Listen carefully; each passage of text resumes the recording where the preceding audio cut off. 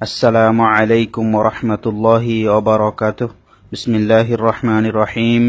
আলহামদুলিল্লাহি রাব্বিল আলামিন ওয়াল আকিবাতু লিল মুত্তাকিন ওয়াস সালাতু ওয়াস সালামু আলা নাবিয়িনা মুহাম্মদ ওয়া আলা আলিহি ওয়া আসহাবিহি আজমাইন। আম্মা বা'দ।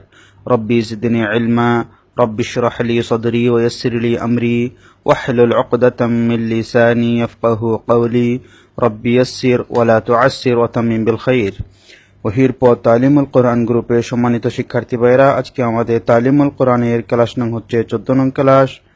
14 নং ক্লাসে আমাদের সূরা থাকছে সূরাতুল কাফিরুন।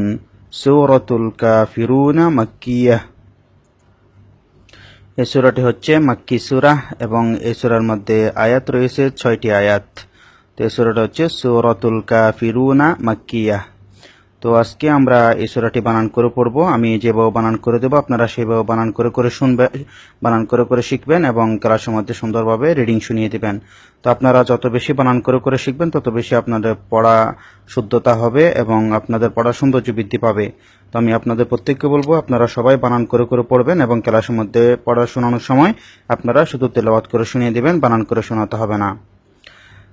أعوذ بالله من الشيطان الرجيم.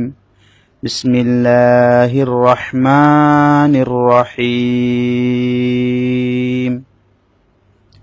قل يا أيها الكافرون لا أعبد ما تعبدون ولا أنتم عابدون ما أعبد ولا أنا عابد ما عبدتم ولا أنتم عابدون ما أعبد لكم دينكم ولي دين. قاف لام پیش قل، یا کھڑا زبر یا، قل یا، حمزہ یا زبر ای، یا پیش ইউ, আইয়ু, قل یا আইয়ু। এখানে দেখতে পাচ্ছেন খাড়া জবর ইয়ার মধ্যে খাড়া জবরের পরে লম্বা হামজা এসেছে, সেই কারণে খাড়া জবরের মধ্যে তবে এর হুকুম এক আলিফ টানতে হয়। তো এখানে মধ্যে তবে এর পরে লম্বা হামজা এসেছে, সেই কারণে এখানে 3 আলিফ টানতে হবে। এখানে এটাকে বলবে মধ্যে মুনফাসিল।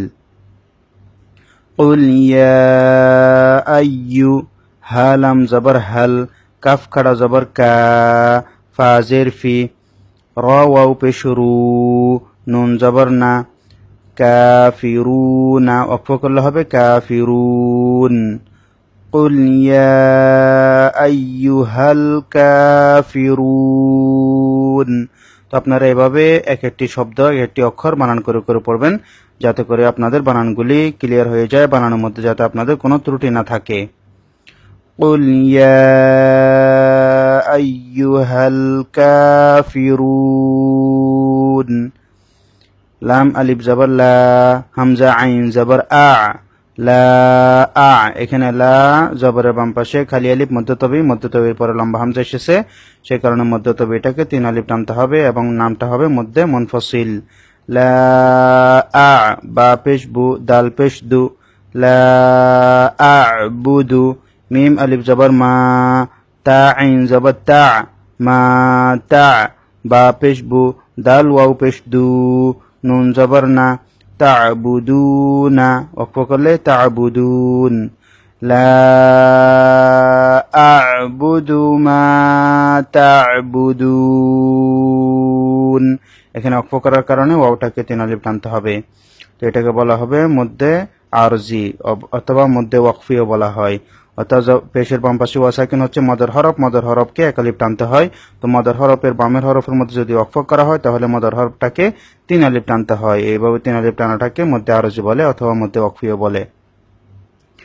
লা আ'বুদু মা তা'বুদুন।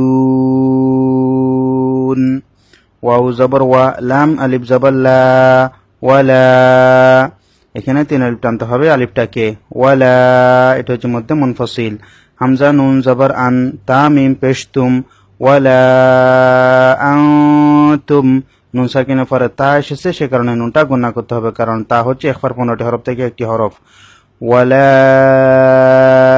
আনতুম আইন খাড়া জবর আ, বা জের বি, দাল ওয়াও পেশ দু, নুন জবর না, আবিদুনা, মিম আলিফ জবর মা, হামজা আইন জবর আ, মা আ, বা পেশ বু, দাল পেশ দু, আবুদু ওয়াকফ করলে আবুদ, দালটা কলকলা করতে হবে ওয়াকফ অবস্থায়, কারণ এক পেশের মধ্যে যদি ওয়াকফ করা হয় তাহলে এক পেশটা জজম হয়ে যাবে।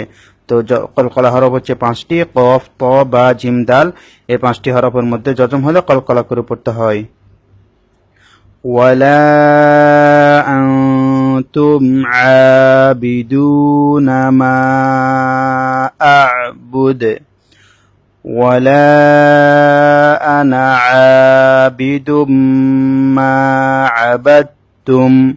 ওয়াও জবর ওয়া, লাম আলিফ জবর লা, ওয়ালা, হামজা জবর আ, নুন আলিফ জবর না, আনা। এখানে জবরের বাম পাশে খালি আলিফ রয়েছে, কিন্তু এই আলিফটা টানা যাবে না, এই আলিফটা টানা যাবে না। এখানে যেখানে আপনারা দেখবেন হামজা জবর আ, নুন আলিফ জবর না, সেখানে যদি আপনারা এভাবে লম্বা হামজা দেখেন, লম্বা হামজা যদি থাকে তাহলে নুন আলিফে নুনের আলিফটা টানা যাবে না। আর যদি এখানে এভাবে গোল হামজা থাকে, যদি গোল হামজা থাকতো তাহলে নুনের আলিফটা এক আলিফ টানতে হতো। তো এটা আপনারা স্বাভাবিকভাবে এই নিয়মটা যদি আপনারা স্মরণ রাখেন তাহলে আপনারা খুব সুন্দরভাবে বুঝতে পারবেন। আবারও বলছি, এখানে হামজা জবর আ, নুন আলিফ জবর না, তো এখানে নুন আলিফটা বানান করতেছি কিন্তু টানা যাবে না, এই আলিফটা টানা যাবে না, এই আলিফটা টানা যাবে না। এটা লিখতে লেখা আসবে, পড়তে পড়া আসবে না, পড়তে হবে আনা আ। আমি পড়তেছি, ওয়াও জবর ওয়া, লাম আলিফ জবর লা, ওয়ালা, হামজা জবর আ, নুন আলিফ জবর না, ওয়ালা আনা, আইন আলিফ জবর আ, ওয়ালা আনা আ।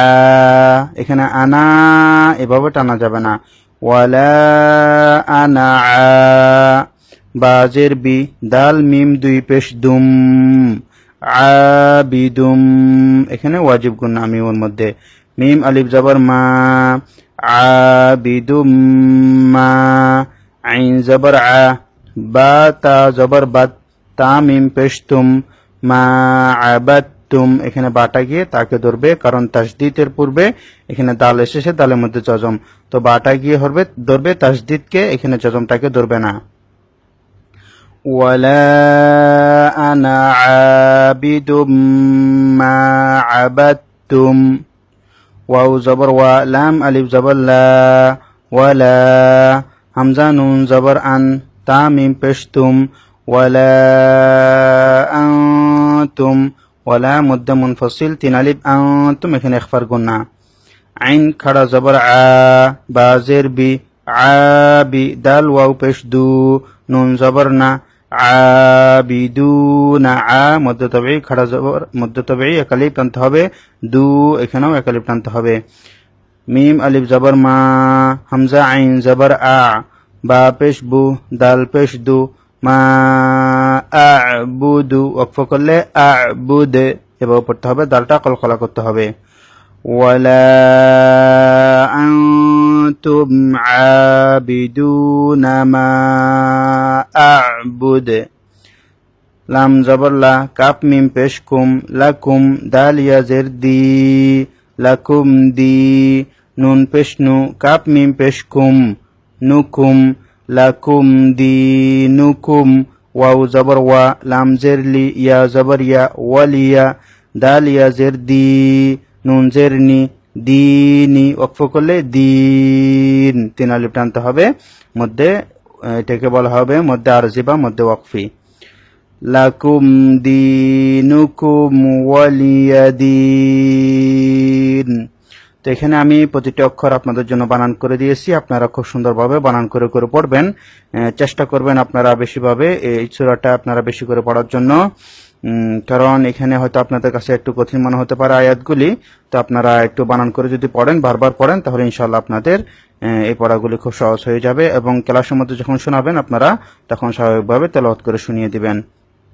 এরপরও যদি আপনাদের কোনো ভুল ত্রুটি থাকে সেটি আপনারা সামনে ক্লাসের মধ্যে সংশোধন করে নেবেন ইনশাআল্লাহ। তো আমি আবার তেলাওয়াত করে দিচ্ছি আপনাদের জন্য। بسم الله الرحمن الرحيم قل يا أيها الكافرون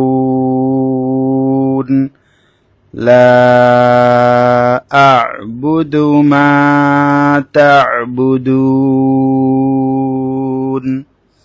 ولا أنتم عابدون ما أعبد ولا أنا عابد ما عبدتم ولا أنتم عابدون ما أعبد لكم دينكم ولي دين। এই থাকলো আজকে আপনাদের পড়া। আমি যেভাবে বললাম আপনারা প্রতিটি হরফ বানান করে করে পড়বেন, যাতে করে আপনাদের প্রতিটি হরফ বুঝে আসে এবং আপনারা কি জন্য পড়তেছেন সেটা যাতে আপনারা বুঝেন। তো আপনারা বানান করে করে ভালোভাবে প্র্যাকটিস করবেন এবং সুন্দরভাবে ক্লাসের মধ্যে মতন পড়ে আপনারা শুনিয়ে দিবেন। তবে আপনাদেরকে আবারও বলছি, আপনারা অবশ্যই প্রতিটি ক্লাসে অন্তত আধা ঘন্টা সময় আপনারা ব্যয় করবেন, যাতে করে প্রতিটি ক্লাস আপনারা ভালোভাবে আয়ত্ত করতে পারেন। আল্লাহ তাআলা আমাদের সবাইকে সময়ের ব্যবস্থা করে দিন। আল্লাহ সুবহানাহু ওয়া তাআলা এই ক্লাসগুলি আমরা যাতে সহিষ্ণুভাবে তেলাওয়াত করে এবং মুখস্থ করতে পারি, আল্লাহ তাআলা আমাদের সবাইকে সেই তৌফিক দান করেন। আমিন। আসসালামু আলাইকুম ওয়া রাহমাতুল্লাহি ওয়া বারাকাতুহু।